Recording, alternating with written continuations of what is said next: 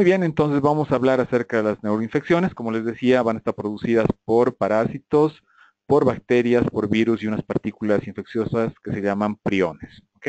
Entonces, dentro de esto podemos mencionar que la principal causa de meningitis son las infecciones bacterianas y la que se va a presentar con mayor frecuencia es la meningitis bacteriana aguda o purulenta. ¿Por qué se llama así? Porque cuando uno saca el líquido cefalorraquídeo después de que una persona fallece, pues van a encontrar que en todo ese espacio que subaracnoideo, ¿de acuerdo? Y también bañando un poco a todo lo que es el cerebro, hay una secreción o hay un componente que básicamente es pus, ¿de acuerdo? Por eso se llama meningitis purulenta. Tiene varios tipos de etiología, que puede ser por bacterias intra o extrahospitalarias, depende también de la edad del paciente y depende también de la patología subyacente, ¿no? Si uno está enfermo de alguna otra cosa más. Entonces, podemos ver acá los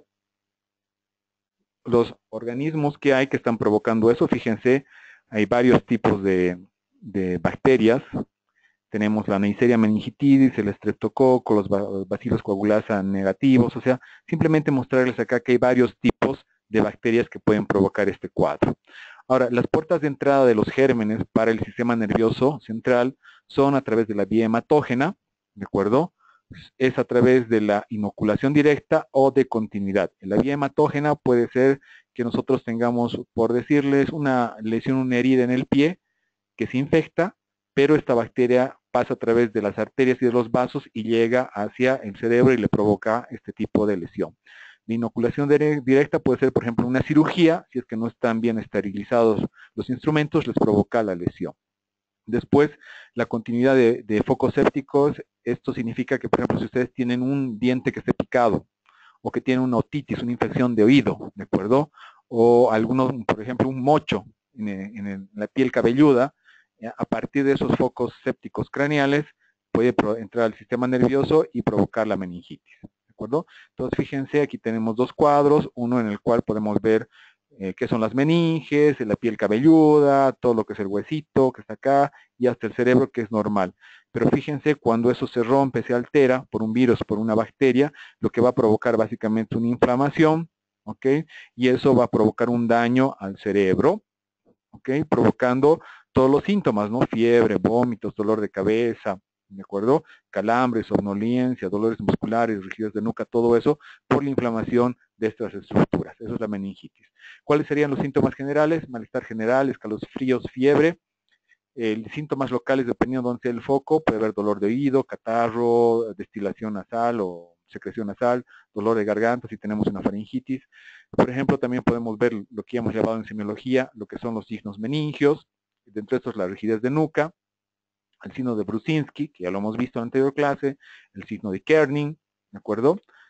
Y lo que también puede provocar este tipo de lesiones son complicaciones como las isquemias, que vamos a ver en la siguiente clase, el edema cerebral, la hidrocefalia y problemas de sangrados, ¿de acuerdo? Y puede haber otras complicaciones como se llama esta coagulación intravascular diseminada o el distrés respiratorio donde la persona no puede respirar adecuadamente, ¿de acuerdo? Entonces, fíjense, hay diferentes tipos de bacterias como hemos mencionado, pero dentro de las más frecuentes que provocan meningitis son el Haemophilus, el Streptococo y el Diplococo gram negativo.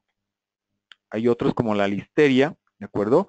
O algunos cuadros como este de meningitis purulenta repetición, que puede darse por igual una gran cantidad de bacterias y generalmente se dan por focos que son bastante cercanos, ¿no? Lo que habíamos dicho en la cavidad craneal, ¿no? Probablemente por focos a nivel nasal, sinusal, en el oído o en la piel, o porque este paciente tiene un trastorno inmunitario, generalmente el germen más importante, el meningococo. Entonces, el diagnóstico se lo hace a través de la obtención de líquido cefalorraquídeo mediante una punción lumbar, ¿de acuerdo? Y la tomografía cerebral u otro estudio de imagen, ¿de acuerdo? Entonces, lo que vamos a encontrar es un líquido purulento, realmente es pus, ¿de acuerdo? Y eso se da por la presencia de leucocitos y la presencia de proteínas, ¿de acuerdo? Es un líquido espeso, bastante amarillo, ¿de acuerdo? Cuando hay esta meningitis bacteriana. Entonces, fíjense aquí toda la cantidad de bacterias y cómo serían sus presentaciones clínicas y cuál es el tratamiento, ¿no? Eso no voy a entrar en detalle porque se utilizan varios esquemas.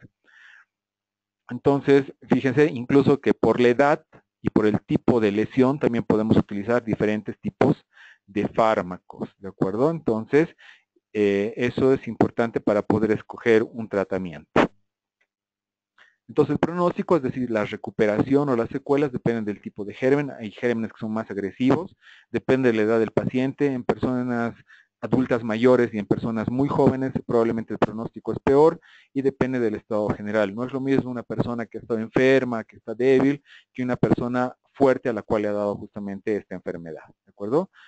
Entonces vamos a encontrar pacientes cuando se presenta con bajo nivel de conciencia, trastornos respiratorios, crisis convulsivas, puede haber una alteración de los vasos que se llama shock, puede haber una alteración renal también, alteraciones en la coagulación. Y si tienen todo esto, pues básicamente se ven en terapia intensiva los pacientes. Se puede utilizar unos medicamentos que se llaman corticoides que permite inhibir justamente la inflamación y de esa manera la respuesta a la infección. Como decía ahí, el 30% de los pacientes queda con secuela, principalmente sordera, ¿de acuerdo? Parálisis de otros pares craneales, puede haber hidrocefalia, o epilepsia o defectos focales cerebrales, ¿no? Como hemiparesis, alteraciones del lenguaje, hipoestesias, secundarios e infartos o necrosis que se pueden dar por esta misma meningitis, ¿de acuerdo? Entonces, también se clasifica en lo que es meningitis, bueno, otro cuadro es la meningitis eosinofílica, que está dentro de los cuadros de aguda y subaguda, es decir, que se presenta de una manera precoz o antes de las 4 semanas, ¿de acuerdo? Entonces, en los cuales hay un aumento de estos células blancas que se llaman eosinófilos y que generalmente son por problemas de tipo parasitario, ¿no? O hongos, ¿de acuerdo? O el famoso cisticerco, lo que en nuestro medio llamamos la triquina, ¿no? O otro tipo de parásitos como las fasciolas. Entonces, también tenemos otro tipo de lesiones dentro del cerebro que son infecciosas, que se llaman abscesos o empiemas, ¿ok? Que es básicamente una colección de pus dentro del cerebro, ¿no? Entonces, esto provoca básicamente una lesión que va a focalizar, ¿ok? Y se debe justamente a una alteración de lesiones en la cavidad craneal o en la zona craneal, o puede darse por fracturas o por vía hematógena que ya hemos comentado, ¿no? Fíjense acá cómo nuestros diferentes órganos tienen diferentes gérmenes y estos pueden migrar hacia lo que es el cerebro y provocar las meningitis. Fíjense acá, tenemos un paciente con una fractura del piso de la órbita y con el tiempo cómo está desarrollando primero esta zona de inflamación y posteriormente se organiza en lo que se conoce como un absceso cerebral. Posterior al tratamiento no quirúrgico en la mayoría de los casos, fíjense cómo prácticamente se ha resuelto esta infección. ¿De acuerdo? Entonces, bueno, se hace la anatomía patológica, se estudia básicamente el tejido o las muestras de esta lesión, podemos encontrar justamente todos este tipo digamos, de hallazgos en lo que es el diagnóstico histológico. Y ¿cuándo debemos sospechar de este tipo de lesiones? Cuando vamos a encontrar supuraciones o abscesos o colecciones en otras partes de la piel cabelluda o de la cavidad craneal o de la región craneal, ¿de acuerdo? Y o un paciente que tenga válvulas cardíacas o que tenga problemas en los pulmones que se llama broncoectasias, o esos abscesos también se pueden presentar, o sea, la clínica de estos abscesos es en algunos casos simplemente tienen poquito de cefalea o pueden presentar crisis epilépticas o puede haber alteraciones focales como hemiparesia, es decir, falta de fuerza, hipoestesias, ¿de acuerdo? O datos de hipertensión intracraneal, justamente por esta masa que habíamos mostrado aquí, ¿de acuerdo? Muy bien, entonces fíjense otro cuadro, realizamos la tomografía, fíjense aquí tenemos la lesión, pero aparte tenemos esta zona más clara que se llama hipodensa, que es básicamente gas. ¿De acuerdo? Eso puede ser por una fractura o por los mismos organismos que provocan este tipo de imágenes. ¿De acuerdo? Entonces, cuando son anaerobios, que es un tipo de germen también, provocan este tipo de lesiones. Tenemos la masa y este gas o aire. ¿De acuerdo? Muy bien, entonces se hace igual antibióticos, que generalmente los realizamos por 6 semanas. Fíjense cómo va desde un absceso grande, va haciéndose más pequeño, hasta que prácticamente va a desaparecer en una siguiente imagen. ¿De acuerdo? Entonces, si no se pudiera hacer un tratamiento médico, pues lo que hay que hacer es realizar un drenaje y esto lo hace un neurocirujano mediante una punción evacuadora. ¿De acuerdo? El fallecimiento ocurre en un buen porcentaje de los pacientes y si mejoran, también pueden quedar con epilepsia, ¿no ven? Muy bien, entonces, como les decía, ahí la clasificación de meningitis agudas y crónicas depende del tiempo. Las subagudas es hasta 4 semanas de evolución y por encima de esto ya hablamos de meningitis crónicas. Uno de los ejemplos va a ser la tuberculosis, como vamos a ver más adelante, ¿de acuerdo? La presentación en la evolución puede ser lentas, si son días o semanas, ¿de acuerdo? O otras que son hiperagudas, ¿ok? Entonces, fíjense las alteraciones que puede haber, cefalea, alteraciones del comportamiento, disminución de la vigilia. Yo me acuerdo de un caso de un chiquito que los papás no nos creían que tenía el tuberculosis o una meningitis tuberculosa, le realizamos la punción y encontramos justamente que había una alteración en lo que es el líquido cefalorraquídeo, ¿de acuerdo? Entonces, fíjense cómo nosotros podemos realizar un diagnóstico a través del líquido cefalorraquídeo. Si este es claro, no purulento, tenemos todo este tipo de, digamos, diagnósticos para poder evaluar, ¿no? Pueden ser por virus, por otro tipo de bacterias que no sean purulentos o hayan sido parcialmente tratadas las meningitis, ¿de acuerdo? Hongos, parásitos, focos sépticos para meningios, como un absceso cerebral, o otro tipo de infeccioso que generalmente son enfermedades autoinmunes. También algunos fármacos nos pueden provocar estas meningitis asépticas, ¿ok? Fíjense, el ibuprofeno, fíjense, la penicilina pueden dar este tipo de cuadros meningios, o sea, no es una meningitis infecciosa, sino es una meningitis de tipo química más que otra cosa, ¿no? Que generalmente mejoran una vez que se baja la inflamación y se retira el fármaco, ¿de acuerdo? Entonces, puede haber unas meningitis subagudas o crónicas, como la tuberculosis, la brucelosis o micosis o carcinomatosis, que es básicamente una invasión de tipo tumoral a las meninges, ¿de acuerdo?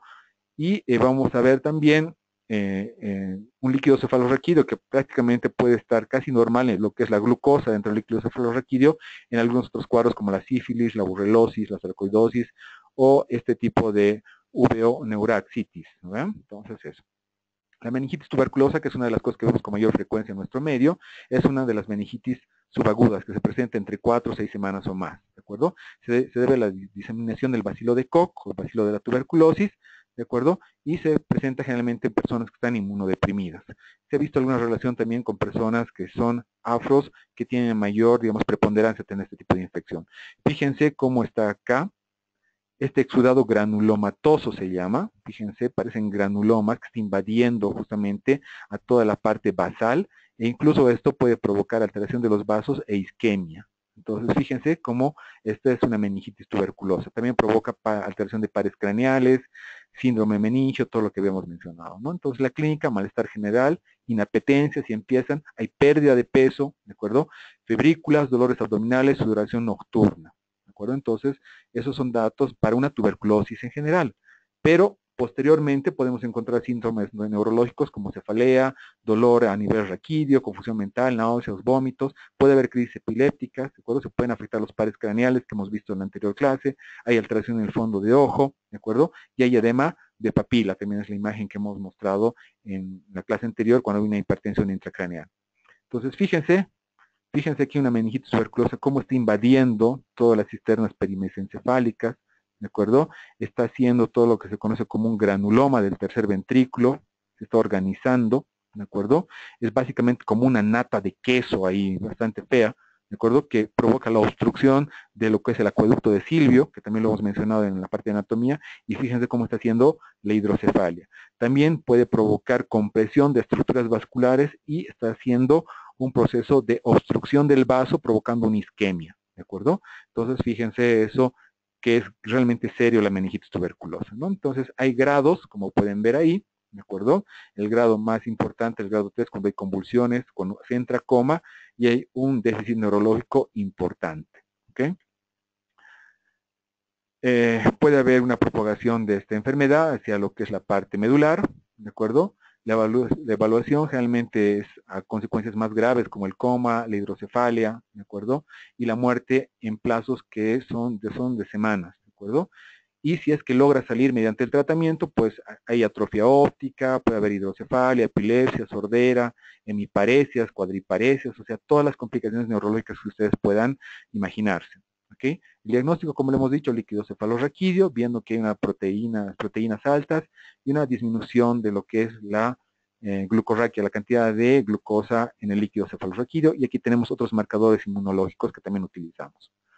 Entonces, fíjense acá, los tuberculomas son organizaciones de estos granulomas, o de esta sustancia que se llama caseiforme o caseosa, ¿de acuerdo? Fíjense cómo está acá, acá, acá, acá, acá, acá, acá, y posteriormente al tratamiento, todas esas lesiones desaparecen. Pero obviamente no es un tratamiento corto, ¿no? Se utiliza todo este esquema antibiótico y es aproximadamente 9 meses. Y muchas veces los pacientes no lo cumplen, ¿de acuerdo? Otra de las meningitis, que la voy a pasar muy rapidito, es una brucelar, que es parecida, es igual por una micobacteria, y básicamente es por vía gastrointestinal al ingerir leche o a través de la piel erosionada o en la conjuntiva. Por eso es que pasteurizan la leche, porque puede tener justamente este tipo de bacteria. ¿De acuerdo? La anatomía patológica es muy similar a la anterior, ¿de acuerdo? Pero también puede provocar meningitis, encefalitis, mielitis, todo lo que habíamos mencionado como complicaciones de la tuberculosis, la meningitis tuberculosa. Aparece como antecedente de haber tenido una enfermedad sistémica, es decir, se presenta en personas que están debilitadas por una enfermedad, ¿de acuerdo? Y a veces, pues, puede haber sido tan leve que no se diagnostica, ¿de acuerdo? Síntomas, y fíjense, fiebre, decaimiento general, hay inflamación de los ganglios, puede aumentar el hígado en tamaño, puede haber inflamación de lo que son los testículos, que es la orquitis, o dolores musculares inespecíficos, ¿de acuerdo? Puede presentar problemas de tipo vascular, afectación de múltiples raíces sacras, por lo tanto una aracnoiditis y dolor en las piernas. Lo que se hace es realizar este tipo de estudios, pero como verán siempre se hace la punción lumbar y la obtención del líquido cefalorraquídeo, ¿de acuerdo? Este es todo el tratamiento que podemos utilizar en este cuadro, ¿de acuerdo? Otra de las cosas que podemos ver es la infección por espiroquetas, que básicamente es por la sífilis, que al ingresar al sistema nervioso se convierte o se la denomina neurosífilis, se da por esta bacteria que se llama el treponema pallidum, que es una espiroqueta, ¿de acuerdo? La infección se produce en un 25% de toda la sífilis y solo en un 10% será sintomática. Anteriormente, cuando no había la penicilina, había más complicaciones neurológicas, alteración de la conducta y también afectación de la médula con lo del tabes dorsal que vamos a ver más adelante. Estos son los periodos de la infección por sífilis y fíjense ya en el tercer periodo es donde hay las manifestaciones neurológicas por infección del sistema nervioso, ¿no? También una persona que esté con esta alteración puede dar o puede contagiar a sus hijos a través de este contacto y darles justamente este cuadro que se llama el TABES, que es una afectación de los cordones posteriores de la médula y que provoca una parálisis que es generalmente progresiva, ¿ya? Y se manifiesta en la infancia o en la juventud, ¿ok?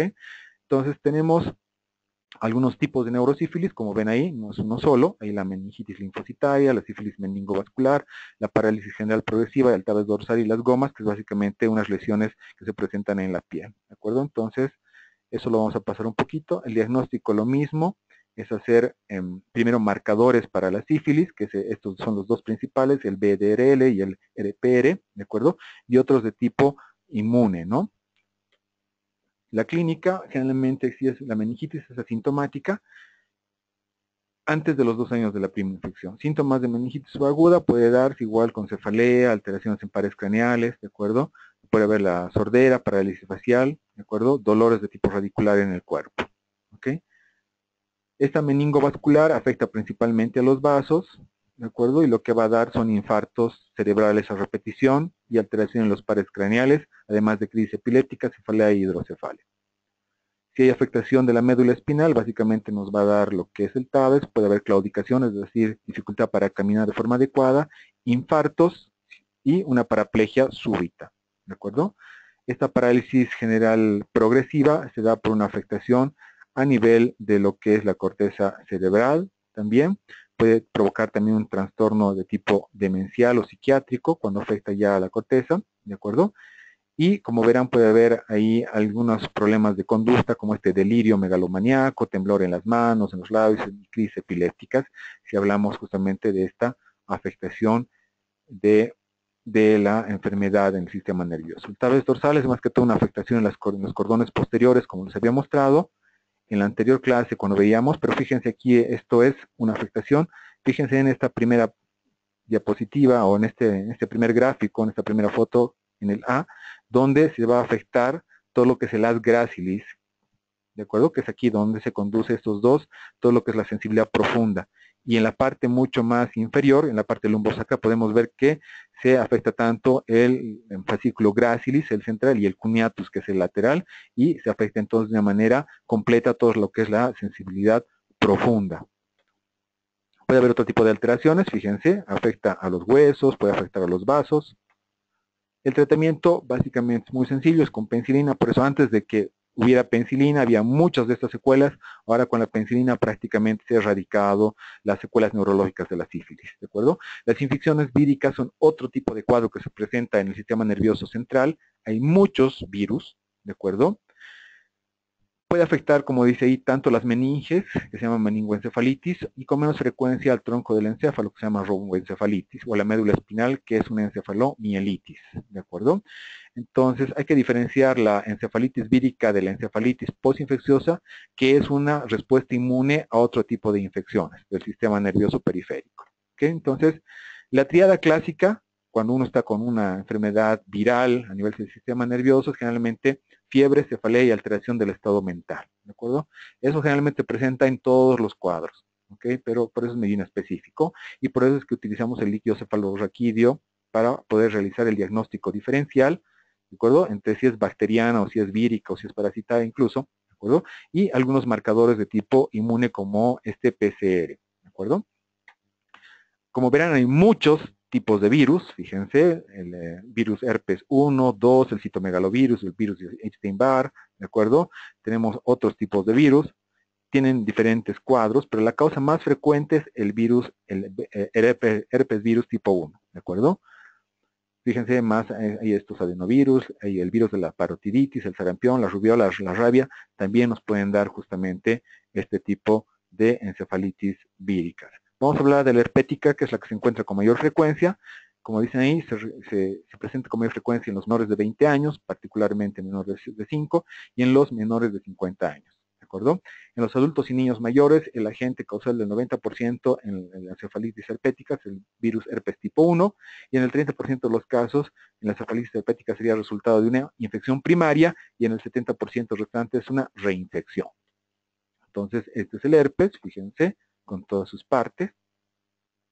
¿De acuerdo? Y la fisiopatogenia básicamente es una alteración de lo que es una infección del cerebro, ¿ok? Tanto a nivel parenquimatoso, porque es neurotropo, ¿de acuerdo? Es decir, tiene preferencia por el líquido cefalorraquídeo y el tejido cerebral, ¿de acuerdo? Y vamos a clasificarlo también según, digamos, el estadiaje o el momento de infección en el que esté, ¿no? Entonces, al principio, en el estadio 1 va a haber alteraciones del comportamiento, con cambios en su respuesta social, sin llegar a manifestar cuadros mentales. Fíjense, una alteración aparentemente leve. Después hay una confusión, focalización, puede haber una hemiparesia, alteración en el lenguaje. Posteriormente hay alteraciones en lo que son síntomas marcadamente importantes y se van a evidenciar con los marcadores paraclínicos como el líquido cefalorraquídeo o el mismo electroencefalograma o la resonancia. Y en el estadio 4 pues ya encontramos realmente una hipertensión intracraniana por un edema y una necrosis del tejido cerebral, ¿de acuerdo? Entonces, vamos a poder ver alteraciones cognitivas, fíjense, como la irritabilidad y manifestaciones inespecíficas como la cefalea, convulsiones, pérdidas de memoria, que van a persistir durante 1 a 7 días, ¿de acuerdo? Luego se presentan los síntomas y signos de compromiso del sistema nervioso central con progresión muy rápida de 3 a 7 días, y si es que no se atiende, prácticamente fallece esta persona, ¿de acuerdo? Entonces, vemos aquí, el diagnóstico por imágenes es muy importante, principalmente tomografía y resonancia, ¿de acuerdo? Aquí vamos a ver algunas imágenes. Fíjense acá el herpes, cómo está provocando el edema, la destrucción, ¿de acuerdo? De todo lo que es el lóbulo temporal. Generalmente el herpes se presenta en el lóbulo frontal y temporal. Una tomografía, y aquí tenemos la resonancia magnética. Aquí fíjense, podemos ver una zona hipodensa, pero en la resonancia magnética podemos ver que hay un edema muy importante por esa zona de destrucción, necrosis e inflamación que provoca el herpes, ¿de acuerdo? También se hace el líquido cefalorraquídeo, y una de las cosas que nos ayuda a hacer el diagnóstico de eso también es el electroencefalograma, ¿no? Donde podemos ver que hay una lentificación difusa y aumento de la amplitud de la actividad de base en el registro del electroencefalograma, ¿de acuerdo? Y va a haber un aumento en el grado de compromiso cerebral y el nivel de conciencia según se hace más lento este electroencefalograma, ¿de acuerdo? Se puede hacer el aislamiento viral tomando biopsias, se hacen muestras o se realiza la objetivación mediante la serología, que son pruebas inmunes para detectar el virus si está o no está, y también se puede tomar una biopsia y de esa manera podemos realizar digamos, unas tinciones que nos permiten valorar el tejido y también en algunos casos, con ciertos marcadores, ver lo que es algunas partículas del virus, ¿no? Tratamientos son con antivirales, fíjense, la ciclovir sigue utilizándose hasta ahora, ¿de acuerdo? Otro de los cuadros que es importante para nosotros es la infección por el VIH, ¿de acuerdo? El VIH también afecta al sistema nervioso central, mediante varios mecanismos. Fíjense aquí, es propio de la infección del sistema nervioso por el virus, hay inmunosupresión, los trastornos metabólicos o vasculares que provoca el virus también provocan lesión del sistema nervioso, ¿de acuerdo? Y también los mismos tratamientos pueden provocar efectos indeseables en el sistema nervioso, ¿de acuerdo? Entonces, mediante todos estos mecanismos hay una manifestación neurológica, ¿de acuerdo? Entonces, fíjense, todos los tipos de alteraciones que puede provocar el virus del VIH. Y una de las cosas que nos interesa a nosotros es este cuadro que se llama complejo demencia-SIDA, ¿de acuerdo? Que es una encefalitis subaguda crónica del VIH que provoca alteración cognitiva, ¿de acuerdo? Entonces, fíjense, puede haber estas variedades de meningoencefalitis del VIH, esta meningitis aguda linfocitaria, esta encefalitis aguda, desmielinización multifocal, que se asemeja más que todo a una esclerosis múltiple, ¿de acuerdo? Una leucoencefalopatía difusa o una encefalitis crónica, que es básicamente el complejo demencia-SIDA. ¿De acuerdo? Entonces, estos son los criterios de la OMS para el diagnóstico de demencia asociada al SIDA. Fíjense, pérdida de memoria verificable de forma objetiva. No es preciso que afecte las actividades cotidianas. Deterioro intelectual del pensamiento y del pensamiento de información que interfieren en las actividades diarias. Puede coexistir con trastornos motores, puede haber afasia, praxia, agnosia con síntomas raros, son síntomas raros, ¿de acuerdo?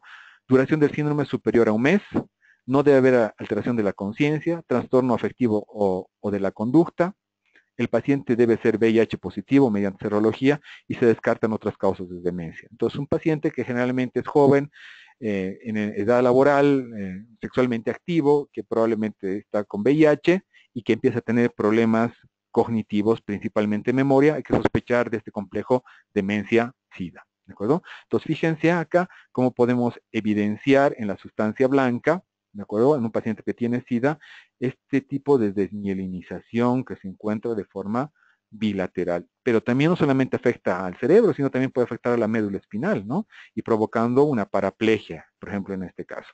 ¿De acuerdo? Fíjense aquí más cuadros, parecían pequeños infartos o zonas de edema o de desmielinización, ¿de acuerdo? Y son también manifestaciones del virus en el sistema nervioso.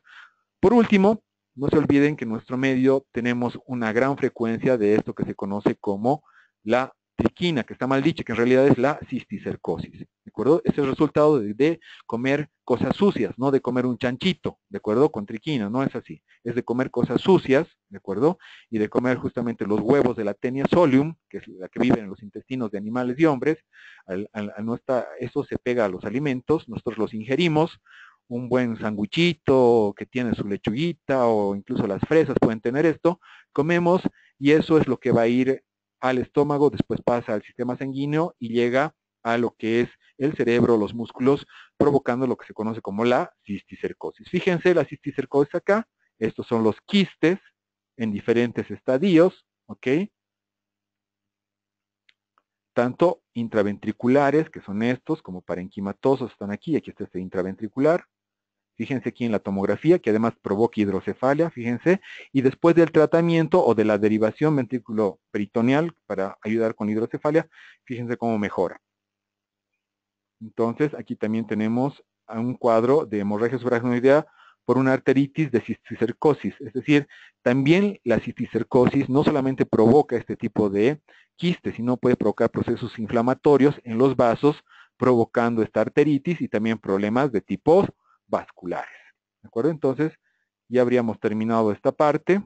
Vamos a entrar rápidamente a lo que es accidente vascular cerebral, que es para terminar la clase de hoy. ¿Ok? Entonces, vamos a ver que la enfermedad vascular cerebral tiene una diferente sintomatología. Bueno, más que una diferente sintomatología, es una amplia sintomatología, dependiendo de la región afectada. Hay tres tipos, uno que va a ser isquémico, y bueno, hay uno que va a ser isquémico y otro hemorrágico, y hay una variedad que se llama hemorragia subaracnoidea que está dentro de este hemorrágico, ¿de acuerdo? Entonces, es un cuadro muy, pero muy frecuente. Fíjense la prevalencia en Estados Unidos entre 250 a 300 por 100.000 habitantes al año, ¿de acuerdo?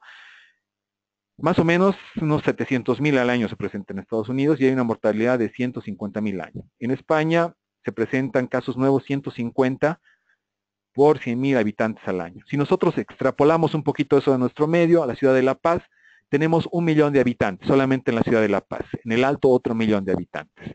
Multiplicamos esos 150 por 10. En la ciudad de La Paz tendríamos aproximadamente entonces 1.500. En la ciudad del Alto tendríamos otros 1.500. Entonces, por año esperaríamos tener 3.000 personas con accidentes vasculares cerebrales. ¿Eso no les parece harto? Realmente son muchas personas para sufrir este cuadro. Entonces se convierte en un gran problema de salud y tiene una mortalidad y morbilidad alta. ¿De acuerdo? Fíjense acá, tenemos un cuadro donde se trata de hacer una comparación de las diferentes incidencias del accidente vascular cerebral en diferentes países, pero en Europa. Podemos ver que hay algunos países como Rusia o Finlandia en los cuales es alta la presentación de este cuadro clínico y además también hacen aquí una diferenciación entre hombres y mujeres. En un principio se pensaba que las mujeres estaban protegidas, bueno, tienen algunos factores que las protegen, pero posteriormente ya a partir de los 45, 50 años, cuando ya entran digamos, en lo que es la parte climatérica o el síndrome climatérico, la menopausia, el riesgo se iguala. Entonces, la epidemiología, podríamos mencionar también que es la segunda causa de muerte y la primera causa de incapacidad a nivel adulto en el mundo. En México, que es digamos, un país que se parece mucho a nosotros, ¿de acuerdo? Es la cuarta causa de muerte y es la primera de hospitalización por causas neurológicas. Yo les podría decir que básicamente es lo mismo. Durante los años de formación de la residencia he podido evidenciar esto, ¿no? Era la primera causa de internación en los hospitales, en el hospital obrero en este caso, ¿de acuerdo?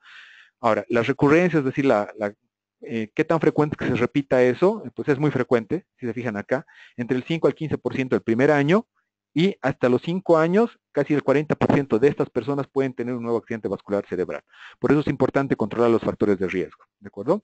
Entonces, ¿dejan secuelas, dejan enfermedad?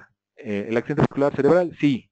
Fíjense, secuelas muy graves entre un 30 y un 40%, y hay una recuperación total o secuelas mínimas entre un 50 y un 60%, pero depende de la extensión de la lesión. Fíjense que aparte también puede haber otras complicaciones de tipo infeccioso, cardíaco, de trombosis de los vasos, ¿ok? Que son relativamente altos en este estudio que se hizo en México, ¿de acuerdo? Y como les mencionaba, la enfermedad vascular cerebral es la segunda causa de muerte, la primera causa de incapacidad en otros países, es la segunda causa de muerte, en otros la cuarta, fíjense cómo hay variaciones, esta es la de México. Por un año mueren 5.1 millones de personas en el mundo por accidentes vasculares cerebrales. Son hartas personas, ¿de acuerdo? En México, como dice ahí, son 150.000 personas por año y tienen un gran impacto económico. No se olviden que es un gran impacto económico, primero porque esta persona deja de trabajar. Dos, porque la parte médica invierte gran cantidad de recursos en su recuperación, ¿de acuerdo?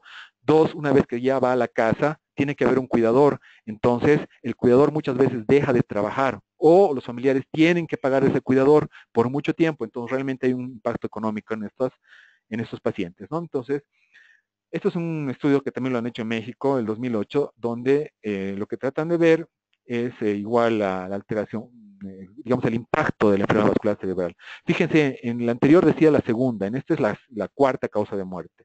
La enfermedad vascular cerebral tiene generalmente un mal pronóstico, todos estamos de acuerdo con eso. La prevención primaria y secundaria tiene un alto potencial de impacto, es decir, debemos nosotros trabajar en lo que es educación y prevención antes de que se presente el cuadro y cuando se presentó tratar de que las consecuencias sean mínimas. Pero sin embargo hoy esto es muy deficiente en todos los centros, por lo menos en Latinoamérica o en la mayoría de los centros en Latinoamérica, ¿de acuerdo? Las oportunidades del tratamiento son pocas en el accidente vascular cerebral, son pocas las oportunidades de tratamiento del cambiar el curso natural de la enfermedad, y cuando se las tiene, generalmente por desconocimiento, pues realmente no se las toma, ¿no? Hay una negligencia desde el punto de vista del paciente y probablemente del personal que tendría que atender esto, ¿de acuerdo? La tasa de complicaciones es alta, ¿de acuerdo? Siempre va a haber complicaciones. ¿Y en qué deberíamos nosotros orientar a la población?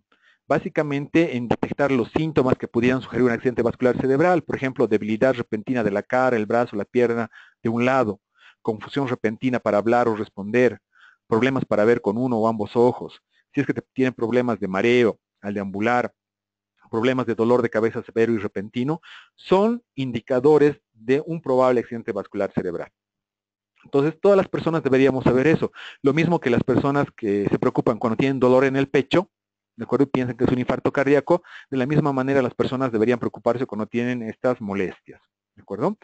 Entonces, hay un retraso del arribo de los pacientes a urgencias por varias razones, y esto es a nivel mundial. Primero, no se reconoce bien los síntomas, los servicios de emergencias no están preparados para recibir muchas veces un paciente con accidente vascular cerebral, falta de seguro médico, no se olviden que en nuestro medio, por ejemplo, solamente el 20% de la población tiene un seguro médico, el resto no, falta de recursos económicos, en nuestro medio solamente el 2% del presupuesto de la nación está destinado a salud, el resto no, ¿de acuerdo?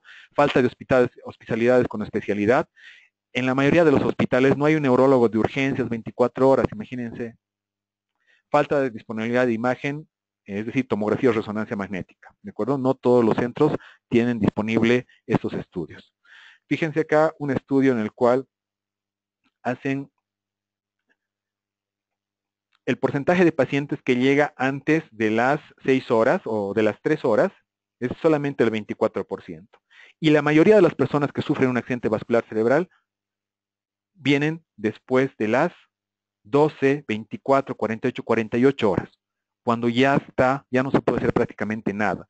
Estas primeras 3 horas, ahora hasta 4 horas y media, son de oro, porque es ahí donde se podría aplicar, digamos, algunas terapias nuevas, como es el uso del activador plasminógeno tisular, ¿de acuerdo? O la trombólisis mecánica, es decir, se disuelve el coágulo o se lo saca de una manera mecánica para evitar que esa zona obstruida por un coágulo pues quede dañada, ¿no? Entonces, si llegan antes de las 3 horas y media, 4 horas y media hora, se puede realizar todavía ese procedimiento. Sensiblemente eso todavía está en pañales en nuestro medio, aunque ya ha habido algunos esfuerzos, por ejemplo en el Hospital Arcoiris, donde se han creado unidades de ictus y se está tratando de trabajar en esto. En Santa Cruz están más avanzados, tenemos la clínica Foyanini, si no me equivoco, que ya tiene una experiencia de aproximadamente, creo que 10 a 15 casos con el activador de plasminógeno tisular y con un buen éxito en estos pacientes. Entonces, la realidad en Bolivia, como en los otros países, generalmente el 47% llega tarde al servicio de urgencias, ¿no? Más allá de las 9 a 48 horas. El diagnóstico se retrasa más aún si es que falta la sospecha clínica y no tenemos una tomografía. Menos del 1% reciben trombólisis endovenosa, como les decía, hay pocos centros. Algunos lugares realizan trombólisis intraarterial, en este momento yo no conozco ninguno en nuestro país. Cada vez menos, pero existen aún la tendencia a utilizar corticoides y anticoagulantes. Antes utilizaban, por ejemplo, la heparina u otro tipo de sustancias que supuestamente disolvían el coágulo, pero eso ya se está rechazando. Y de igual manera los corticoides para bajar la inflamación, pero también no está recomendado en las últimas guías. ¿De acuerdo? Lo que se hace es utilizar antiagregantes plaquetarios en el manejo agudo, que no está mal, que es básicamente utilizar aspirina o clopidogrel, que ayudan justamente en la recuperación del accidente isquémico, ¿de acuerdo? Muy bien, entonces, ¿qué habría que hacer? Campañas de conocimiento de la enfermedad vascular cerebral, educación en escuelas, promover el conocimiento de esta enfermedad, ver las asociaciones para capacitar médicos y que estén actualizados, y tratar de ejercer en base a realidades, no a mitos, ¿no? Realmente utilizar lo que funciona.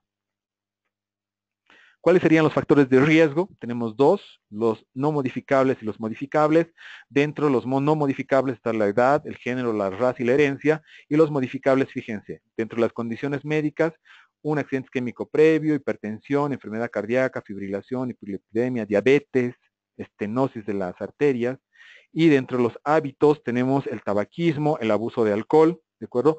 Y la inactividad física.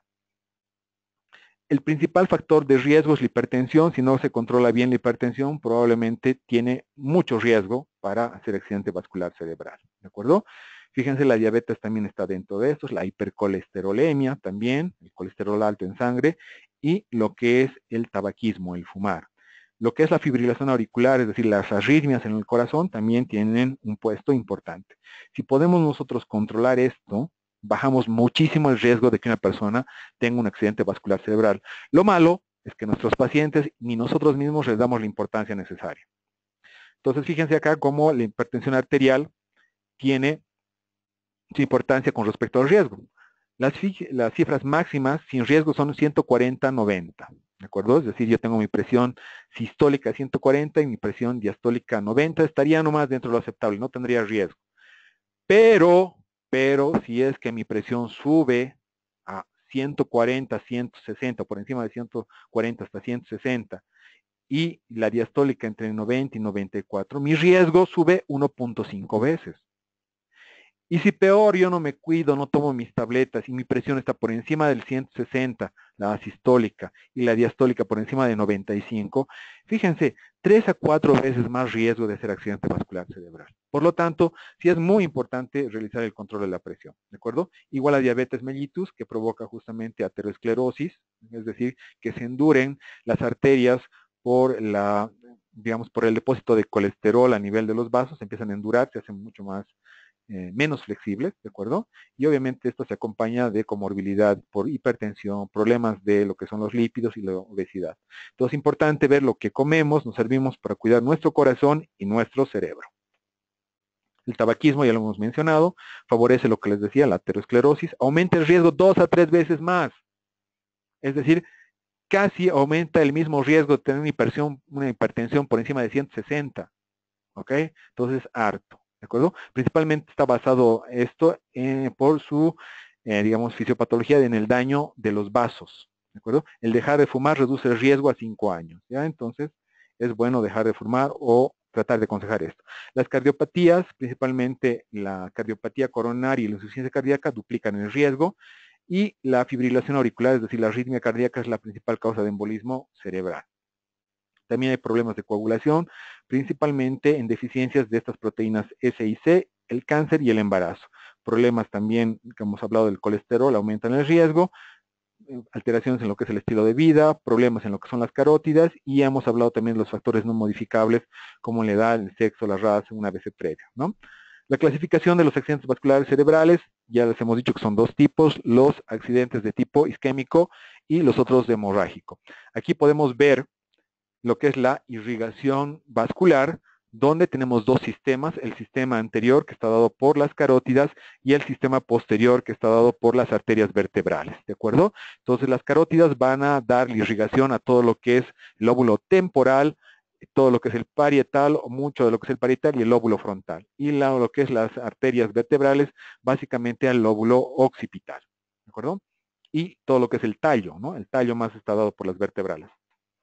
Entonces, los eventos hemorrágicos se presentan en un 20%, que es básicamente la ruptura de una arteria, y los isquémicos en un 80%, que es la oclusión de un vaso sanguíneo. Esto es lo que se conoce, el primero como derrame cerebral y el otro en lo que en nuestro medio se conoce como embolia cerebral, ¿de acuerdo?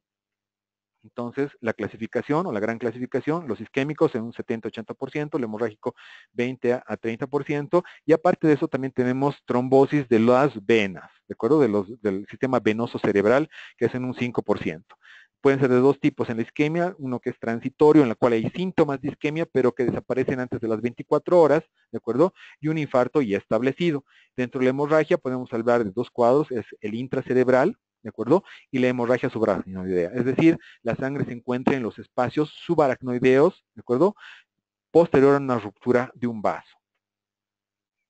Cuando hablamos de este accidente isquémico transitorio tenemos que tener mucho cuidado porque esto se va a presentar y además es un factor de riesgo muy importante para que posteriormente se desarrolle el ABC.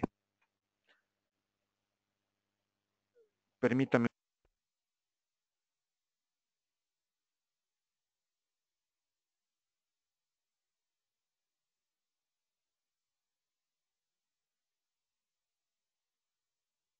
Muy bien, entonces el ictus isquémico, como les decía, corresponde aproximadamente un 80% de los casos. Una de las principales causas de muerte e incapacidad en el mundo, y es la tercera parte de los pacientes fallecen en la fase aguda, es decir, antes de las 24-48 horas. La mitad es más o menos de los que sobreviven quedan con muchas secuelas. Entonces es la distribución de porcentajes de presentación entre los isquémicos y los hemorrágicos, ¿de acuerdo? Posteriormente también podemos ver que dentro de las causas de los hemorrágicos se encuentran malformaciones de los vasos, ¿de acuerdo? O algunas lesiones como las tumorales. Fíjense, malformaciones de los vasos podemos ver aneurismas, malformaciones arteriovenosas, malformaciones cavernosas y también podemos ver tumores primarios y metastásicos que están muy irrigados, pueden provocar sangrados. También coagulopatías, trombosis de los senos venosos, angiopatía amiloide, otras como la moyamoya o esta displasia fibromuscular, que son alteraciones en la pared de los vasos. ¿De acuerdo? ¿Cuál sería la fisiopatología? Principalmente una disminución del flujo cerebral en el isquémico. Esto va a provocar alteraciones metabólicas y bioquímicas, principalmente liberación de lo que son mediadores de la inflamación. Todo esto va a conducir a una necrosis celular y esto va a provocar un daño cerebral con alteraciones funcionales. ¿Ok? Entonces, fíjense aquí el accidente vascular isquémico. El flujo normal de sangre que llega al cerebro es esta cantidad, 50-60 ml por 100 gramos de tejido por minuto. Pero cuando hay una isquemia, fíjense, puede llegar a 10 ml por 100 gramos de tejido en minuto. Hay una diferencia casi del 500% entre uno y otro lado. ¿De acuerdo? Entonces, por lo tanto, lo que debemos tratar nosotros de hacer es evitar que llegue esta cantidad de flujo, salvando esta zona que se llama zona de penumbra, donde hay una oligoemia o una disminución de lo que es la irrigación cerebral. ¿De acuerdo? Entonces, fíjense, ahí está la zona de oligoemia y la zona de penumbra, que la tenemos que salvar. El centro necrótico, que es donde está ya la isquemia establecida, y a partir de ahí hay pues son ondas de despolarización, ¿de acuerdo? Que van aumentando y avanzando, provocando un daño cerebral. La etiopatogenia, como les hemos dicho, es decir, las causas son varias, pueden ser por alteraciones en el vaso, ¿de acuerdo? Una trombosis del vaso, puede haber una alteración por liberación de material embólico, por ejemplo, en una arritmia, el émbolo sale del corazón, ¿de acuerdo? Puede haber una alteración a nivel de los vasos por una estenosis, por ejemplo, si ha estrechado en un vasoespasmo, ¿de acuerdo? Eso también provoca alteración o isquemia, ¿ok? Dentro de lo que es la trombosis, el principal factor de riesgo es la aterosclerosis, es decir, el acúmulo de coágulos y de placas de colesterol a nivel de los vasos, la lipohialinosis y necrosis fibrinoide, que es básicamente alteración en la pared de los vasos, disección, pues se rompen los vasos a veces y provocan justamente este tipo de alteraciones, o alteraciones hematológicas, ¿no? Problemas en la coagulación hacen que se formen muchos coágulos y eso provoca la trombosis. Ahora, hay ciertos cuadros neurológicos que también son factor de riesgo para eso, ¿no? Fíjense en la migraña. La migraña puede ser un factor de riesgo para hacer embolias, ¿de acuerdo? O incluso el uso de anticonceptivos, ¿okay? Eso se ha visto que puede provocar trombosis porque dan la posibilidad que se formen coagulitos. Ahora hay otras, como ven aquí, que son básicamente alteraciones de los vasos o deficiencias de algunas vitaminas como la homocisteína en este tipo que se llama una enfermedad de homocisteinuria, ¿no? Que provoca una mayor preponderancia de hacer trombosis. Los infartos lacunares, que es otro tipo de la enfermedad isquémica, generalmente es un infarto pequeñito, no grande, ¿de acuerdo? Que a veces pasa incluso desapercibido. Generalmente puede presentarse como un déficit motor o sensitivo puro, ¿de acuerdo? Es decir, puede haber solamente una disminución de fuerza en un brazo, ¿ok? O sensación de adormecimiento, por decirles, en la mano, o puede haber un poquito de pérdida de fuerza en un lado del cuerpo, o desequilibrio, que es la ataxia, ¿de acuerdo? O alteraciones en el lenguaje, que posteriormente pasa, o este síndrome que se llama síndrome de mano torpe, donde uno se siente torpe, no puede movilizar adecuadamente la mano, y después se le hace una tomografía y ve que ha sido un pequeño infartito, ¿no? Se da en un 25% de los casos, se da por eso que se llama por la lipohialinosis, generalmente tiene un buen pronóstico y tiene una baja recidiva, es decir, no se repite mucho, ¿no? Entonces la embolia, que es el otro cuadro que habíamos mencionado, es decir, de un émbolo que es parte de un lugar hacia el cerebro, generalmente es de origen cardíaco, ¿de acuerdo? Generalmente por problemas de fibrilación o problemas de las válvulas a nivel de origen cardíaco, se da de arteria a arteria, también se puede presentar por otro tipo de sustancias, no solamente por coágulos, sino del aire. Por ejemplo, si ustedes inyectan aire o alguien inyecta de manera accidental aire a las venas o a las arterias, puede ir ahí. O si no, si es que ha habido un trauma, puede provocarse este mismo fenómeno, o grasa puede ingresar al sistema arterial y de esa manera también lleva un émbolo de tipo graso, puede ir hacia el cerebro y provocar justamente la obstrucción de un vaso. Y también se ha dado en problemas de tipo iatrogénico cuando uno hace procedimientos como el cateterismo, es decir, se pone un tubo a través, o un catéter, que es un tubito muy delgado a través de los vasos para hacer procedimientos diagnósticos intervencionistas, ¿de acuerdo? Entonces se puede desprender algún coagulito a ir haciendo alguna maniobra y provocar este tipo de molestias. También hay de tipo hemodinámico, las alteraciones, que esos son por vasoespasmo, es decir, los vasos se estrechan, ¿de acuerdo? Que generalmente son de tipo asintomático, o puede ser alteración en la disminución del gasto cardíaco. ¿Qué es el gasto cardíaco? Es la cantidad de sangre que expulsa el corazón en un minuto. A veces si el corazón no está lo suficientemente fuerte, ¿de acuerdo? Porque está dilatado, porque tiene alguna enfermedad, no expulsa la cantidad necesaria. Entonces, eso también puede provocar problemas de hipoxia y isquemia. ¿Okay?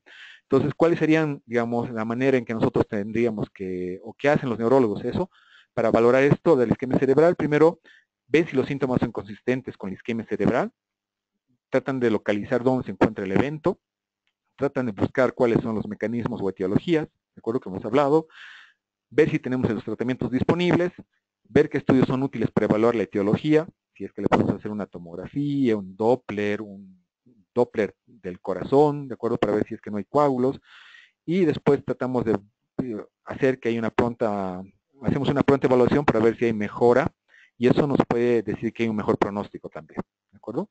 Entonces, aquí les voy a mostrar algunos estudios que son importantes, que utilizamos, como es esta tomografía de cerebro, que es el primer estudio que se utiliza en todos los centros, ¿no? Uno, ¿qué nos permite identificar el tamaño, localización y distribución de lo que es el vaso, ¿de acuerdo? Y su territorio. Nos permite identificar si hay algunas complicaciones secundarias como el edema cerebral o efecto de masa, es decir, una compresión del cerebro. Descartar presencia de hemorragia cerebral para diferenciar si es isquémico o hemorrágico. Y también nos permite excluir otras afecciones que pueden manifestarse por focalización neurológica. Por ejemplo, un tumor, un absceso que habíamos mostrado en la anterior presentación. También podemos decir que es poco sensible para detectar infartos corticales, es decir, que se encuentran en la sustancia gris, ¿de acuerdo? O infartos corticales muy pequeñitos, ¿de acuerdo? Y que se encuentran generalmente en la fosa posterior, que es donde se encuentra el cerebelo. Pasan inadvertidos infartos menores a 5 milímetros, o sea, infartos chiquititos generalmente no los vemos, tienen que ser mayores a 5 milímetros, ¿de acuerdo? El 5% de los infartos cerebrales se observan las primeras 12 horas, es decir, si le hacemos una tomografía inmediatamente, probablemente solamente en un 5% vamos a poder ver. Entre las 24 y 48 horas, el 50% de esos pacientes ya van a tener una imagen que nos sugiera esto, y el 90% ya a la primera semana. Por lo tanto, es un estudio que si bien nos ayuda, probablemente no nos va a dar muchísimos datos, nos sirve más que todo para excluir en vez que para diagnosticar. En pacientes candidatos a tratamientos con trombólisis se debe realizar dentro de los primeros 30 minutos después del ingreso a sala de urgencia. O sea, nos ayuda para utilizar el activador de plasminógeno tisular. ¿De acuerdo? Los infartos aparecen como zonas hipodensas de bordes bien delimitados. En los infartos hemorrágicos se observan zonas de hiperintensidad, es decir, de tipo más claro o blanco, que eso nos da la imagen de sangre, entremezcladas con zonas de hipodensidad o infarto. Eso vamos a ver ahorita en las imágenes que voy a mostrar a continuación. Los signos tempranos del infarto cerebral son varios, esto es más que todo para radiólogos, pero un poquito se los pongo para que sepan lo que busca el radiólogo, pero ¿qué podemos ver? Por ejemplo, asimetría de las circunvoluciones comparada con el otro lado, borramiento de los surcos cerebrales, atenuación del contraste córtico-medular, hipodensidad, y eso lo vamos a ver aquí, fíjense, tenemos aquí una hipodensidad y no se ven tampoco las circunvoluciones, ¿de acuerdo? Aquí hay un efecto de masa y aquí tenemos aparentemente un sangrado. Fíjense esas zonas hiperdensas en contraste a la zona hipodensa que está desplazando la línea media, ¿de acuerdo? Entonces, fíjense, eso nos habla de un AVC isquémico con un gran efecto de masa. También se puede hacer una angiografía por tomografía que nos permite ver los vasos para ver si es que no hay obstrucciones o estenosis. También podemos utilizar la resonancia magnética. ¿Por qué? Porque es mucho más sensible, es decir, nos permite realizar un diagnóstico más fino, ¿de acuerdo? principalmente en la fase aguda de la isquemia. Como hemos dicho, en un 5% solamente tenemos casos positivos. En el resto todavía tenemos la duda. Es muy útil en el diagnóstico de enfermedad lacunar, es decir, para ver infartos pequeñitos, desde infartos corticales pequeños y aquellos localizados en fosa posterior, principalmente en el cerebelo. Permite distinguir entre isquemia aguda e isquemia crónica, ¿de acuerdo? Es más costoso, obviamente, una tomografía cuesta 350 bolivianos, una resonancia cuesta $350. Requiere mayor tiempo para realizarse, una tomografía la puedes tener en 20 minutos, una resonancia por lo menos necesitas una hora. Pero nos da estas imágenes que, fíjense, podemos ver cosas más chiquitas y podemos ver la extensión. También podemos utilizar imagen en resonancia magnética funcional mediante estas técnicas de difusión, perfusión, ¿de acuerdo? Nos permite, como dice ahí, localizar las zonas isquémicas en los primeros minutos. Esto es básicamente inmediato. Permite detectar zonas de isquemia reversibles, que se llaman las zonas de, que hemos dicho, de penumbra, ¿de acuerdo? Fíjense, aquí tenemos el infarto y alrededor la zona de penumbra, ¿de acuerdo? Y, como dice ahí, tiene una sensibilidad, es la capacidad para detectar pacientes positivos de un 88 a un 90%. Y una especificidad, es decir, para detectar los verdaderos negativos del 95 al 100%. O sea, es un estudio muy útil, pero sensiblemente hay pocos centros que se estén realizando en nuestro medio este estudio y son caros, ¿no?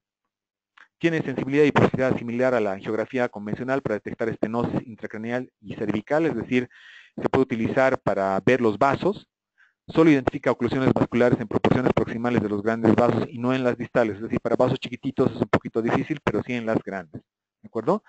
La angiografía cerebral, que es un estudio donde se inyecta un medio de contraste y se trata de ver los vasos, nos permite, o es el gol estándar para ver alteraciones en los vasos, ¿no? No es como la angioresonancia, sino es un estudio tipo radiografía en el cual se instila un contraste y se ve cómo circula ese contraste a través de la circulación cerebral, ¿de acuerdo? Nos permite valorar vasos distales y alteraciones de los vasos como esta disección arterial o arteritis craneal, ¿de acuerdo? Y esto ya nos permite incluso planificar tratamientos quirúrgicos si fuera un aneurisma o si fuera una malformación arteriovenosa. Como dice ahí, es un estándar para ver datos de estenosis o oclusión arterial.